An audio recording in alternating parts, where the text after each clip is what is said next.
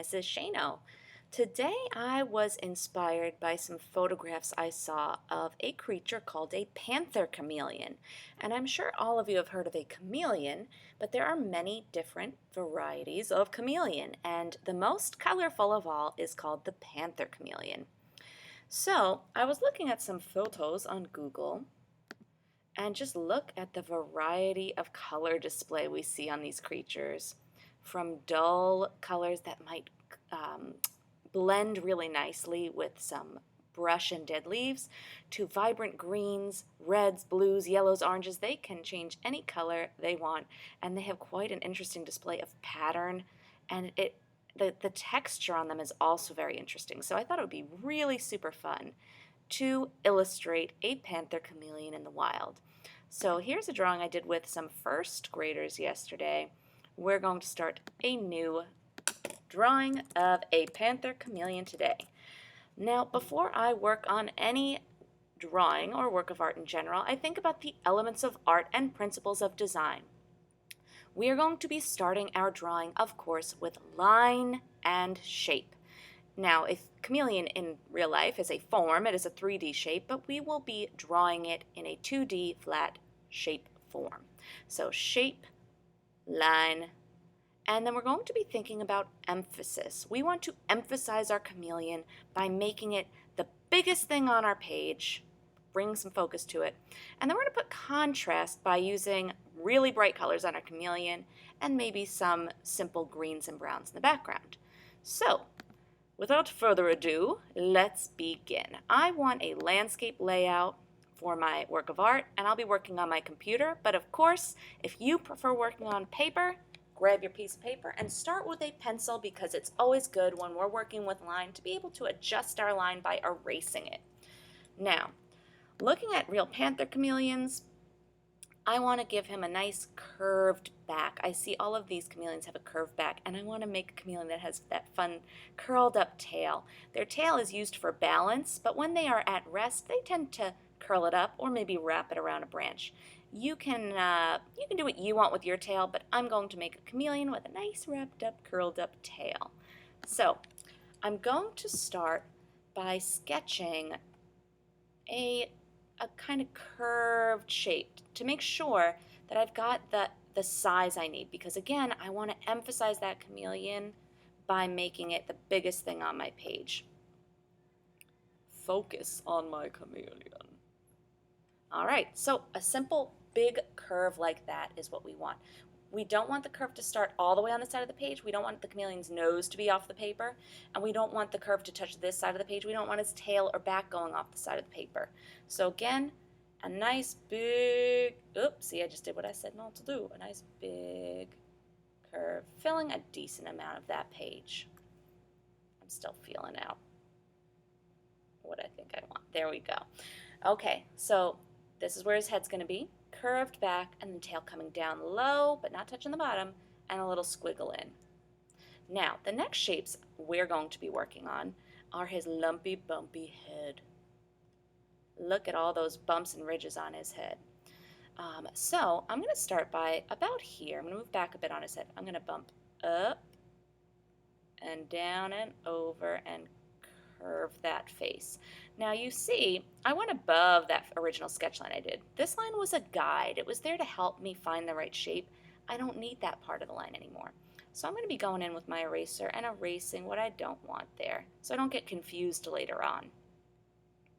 So there's his little bumpy, ridgy top to his head.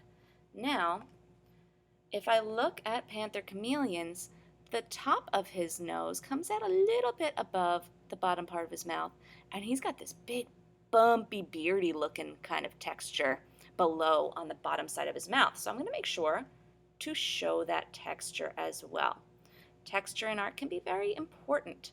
So actually, I'm going to erase this a little bit. I feel like I didn't want to go down that far.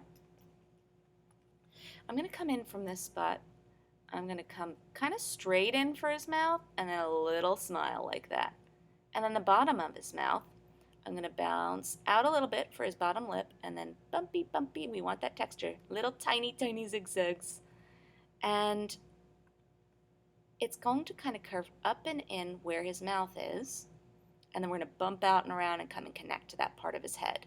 The panther chameleons kind of have almost a crest, kind of like a triceratops has or had. They're extinct. And that's what I love about lizards. They really look like straight out of the prehistoric ages. They look like dinosaurs. Yes, I think the shape I want, I'm going to just zigzag it out and in and out again. So right now we have the ridge to the top of that crest on the top of his head comes down, over, in with a straightish kind of mouth, but then a little curve up like he's smiling. Bottom lip curves out and in, and then bumpy, bumpy, beardy, beardy, beardy. Now, it's not really beard, but we've got a bumpy texture that looks like a beard. Out and in, around where that mouth is, out and in. Now, chameleons' eyes are very cool. They move independently of one another, meaning one eye can look in one direction and the other eye can look in a completely different direction. This keeps them safe in nature by allowing them to look in two places at once and hunt very well as well for insects. Now, if you look, they've got their skin kind of comes up onto their eye socket a bit, and then they've got this little hole that allows their eye to see through. So we're going to draw that same thing. Now, I'm going to cheat a little bit on clicking. I'm going to use my shape tool, and I'm going to put, now his eye's going to be very low down, kind of right above his mouth. Boop. Let me undo that and try that again. Right here. And then the little eye right inside. There he is. Super cute. Now, we have to draw the rest of his body. Panther chameleons, if they are well fed, will have a curve to their tummy. It doesn't curve up, it's going to curve down because they've got a full belly. We want our chameleon to be well fed and not hungry. So we're going to, from his head, we're going to curve down and then up a bit. So let us go ahead from a little bit up, not from the very bottom of his face, but about here. We're going to curve over, down, and up, and then we have to connect this part with the tail. So go ahead and make your curve over, down, and up. And if you don't like it, undo it and redo it, erase and redraw. That's what pencils are for, that's what sketches are for.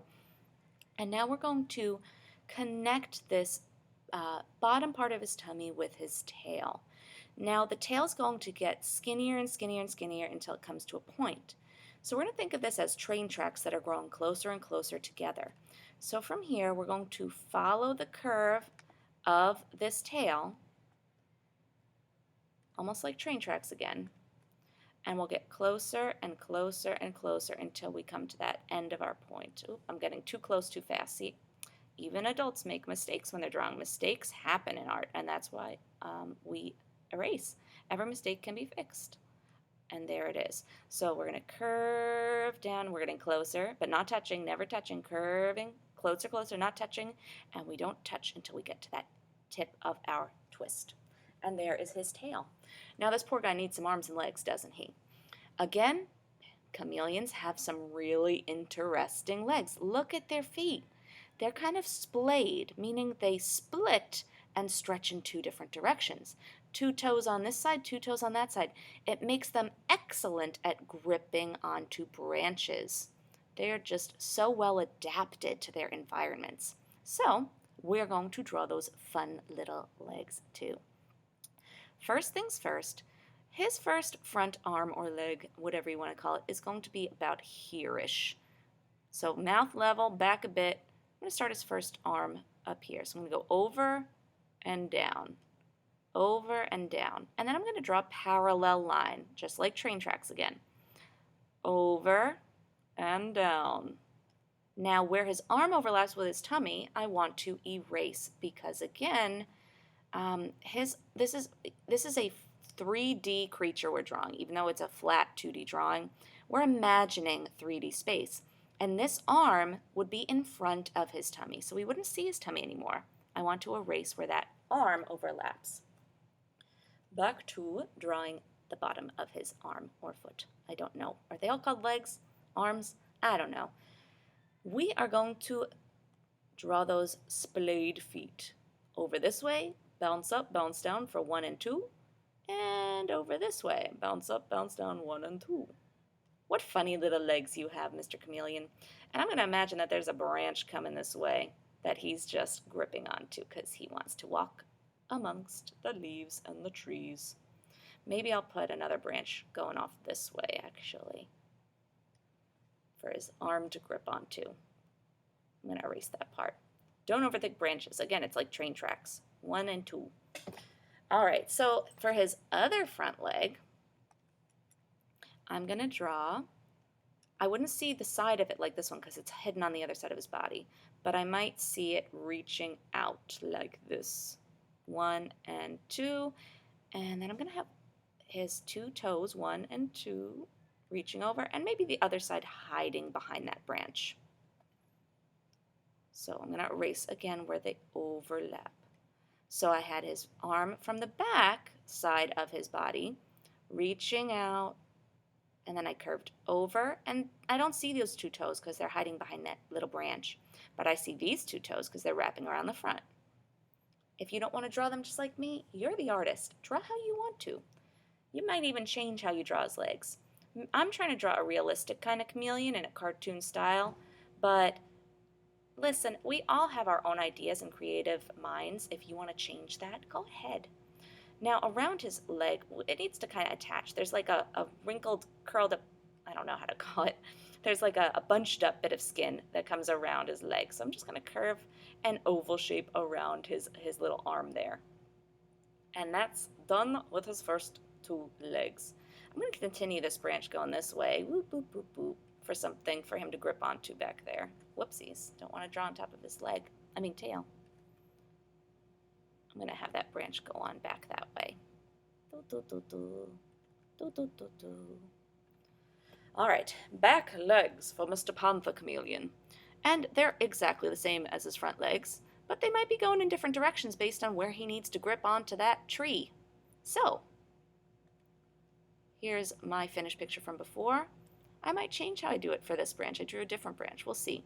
But I'm going to bend forward and down to start. So his back leg is going to start a little forward from where his tail starts. So I'm going to put my pencil right here, my pencil tool, and I'm going to go up and over and down. Then, like train tracks, parallel lines, up, over, and down. Now I'm here at the branch, so I'm going to draw those splayed toes. Over gripping, 1 and 2 curved. Ooh, and I drew too far down here. That's okay. I can erase that and make his toes come up a little higher. Those are going to disappear over around that branch. Boop, boop, boop. There we go. Eraser time. Wherever my leg overlaps with other lines, I'm going to erase them. Bye-bye to belly. You're being hidden by this leg. Bye-bye to branch. You're being hidden by that foot. And you know what? I'm not going to draw his other leg. I'm going to imagine that it's hidden back there behind his tail. If you want to draw his other leg moving forward and gripping here, again, you're the artist. Draw what you want. Oh boy, I'm excited. We're almost ready for color. We're almost done with our drawing. I'm just going to finish this branch and have it go right off that page.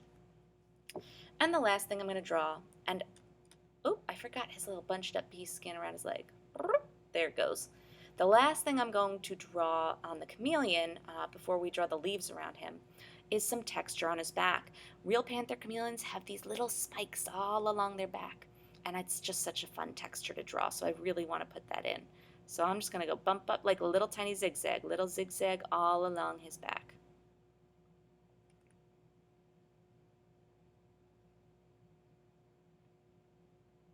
Zigzag, zigzag, zigzag. Love that texture.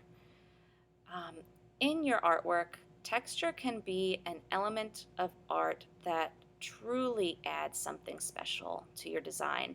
And, you know, you can't start your drawing with texture usually, but it's that final finishing touch that really elevates, that means brings up the quality of your art. Maybe I'll put a couple little boop, boop, boop on his crest of his head. Now, chameleons, I know this from having one as a pet once, they do not like being out in the open. They camouflage for a reason. They like to hide. They stay hidden, and they are not happy if they're not in an area with lots of leafy places to be concealed, which means to hide. So I'm just going to put some out and in, some leaves so he's all safe feeling in there. And there's my drawing. And again, I drew those leaves so that they're kind of all pointing to my chameleon. All those points are looking at my chameleon, which again helps to draw focus and emphasis to what I want my viewer to look at, Mr. Chameleon. Now it's time for color. We've done line, shape, texture. It's time for color. And we've been thinking about emphasis, focus the whole time, and now we're going to use color to help emphasize our chameleon too. Mr. Panther Chameleon can be any color that we can imagine, but the leaves and the trees are kind of limited to greens and browns. So let's begin. I'm going to color this really fast since I'm on my computer, but you take your time if you're on paper or clicky. Pick some variety of greens for your leaves. All leaves are not the same green, even on the same tree. You want that variety to just give your drawing more depth. Depth is how deep and how realistic your drawing looks. In real life, things that are farther away might be lighter or darker. Things might be bigger or smaller. That variety will just help your work of art to shine. All right, now for the background, I think I'll do a dark green. That'll help really make my chameleon stand out with his bright colors. I'm going to go over to the orange area and find a nice medium brown by moving down from orange to between orange and black. Black and orange mixed together will give you a nice brown color. Brown, and now Mr. Chameleon. When I had my pet chameleon, when he was sleeping, he would usually turn a very happy lime green and yellow. So I'm going to start with a base color of lime green. But this is where you guys can do what you want. Look at all the variety of pattern, color, stripes, and spots. When they're angry, sometimes they'll have black speckling on them. Or stressed, I should say. Stressed and angry. Look at him, bright blue. Bright blue. Decide your colors that you want for your chameleon. I'm going to go ahead, and I'm feeling every color of the rainbow. So I'm going to go ahead, I'm going to move to blue now, and I'm moving back to my brush tool now. I'm going to carefully lay down some stripies on his form here, on his body. I'm going to go kind of a zigzag pattern on him. I like that kind of design. I think it's a beautiful design when they have that zigzag stripe pattern. Maybe you don't want to do it with blue. Maybe you want to do it with orange or red. Maybe you want to do it with a bunch of colors, these stripes. I'm going to start one color at a time, though. That's the best way to go. Really, I want this color to be dispersed throughout his body. Dispersed means spread out everywhere, because it gives a feeling of balance. I don't want blue in one spot. It'll bring too much emphasis to that one spot. And when I want people to look at my artwork, I want to make sure their eye is moving everywhere it should look. I don't want them to get stuck in one spot because there's one big blue spot in this place and no blue spots anywhere else. So I'm dispersing that blue around in different places on his body. Now, after blue comes purple. I'm going in the order of the rainbow so far. Green, blue, and purple are also cool colors. I'm going to put some purple next to some of my blue. I'm not going to do a ton of purple, but I definitely want a little bit. I don't want to cover up all my blue either. I worked so hard on those shapes and that texture and that pattern. I don't want it to disappear by just not carefully placing my color. I'm still thinking about where I'm putting color. I'm having a conversation in my head at all times, thinking about what will be best, where I want my friends who are looking at my drawings to look. How will I get them to look where I want them to look? How do I want my chameleon to look? All right, I've got some purple. Now I'm going to hop over to red, a nice, bright, vibrant red.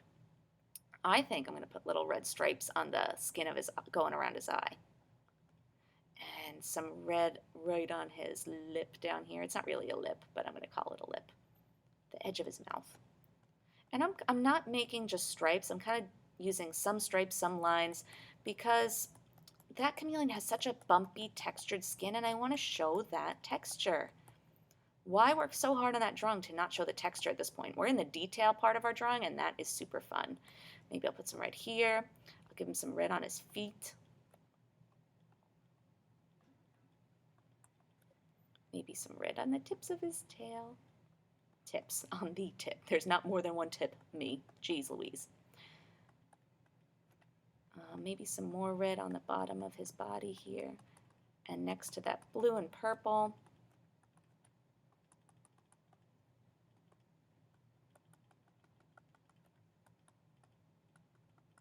Super fun. I love putting color. Color's my favorite. What's your favorite element of art? Do you like line best? Do you like the texture best? Do you like shape or space best?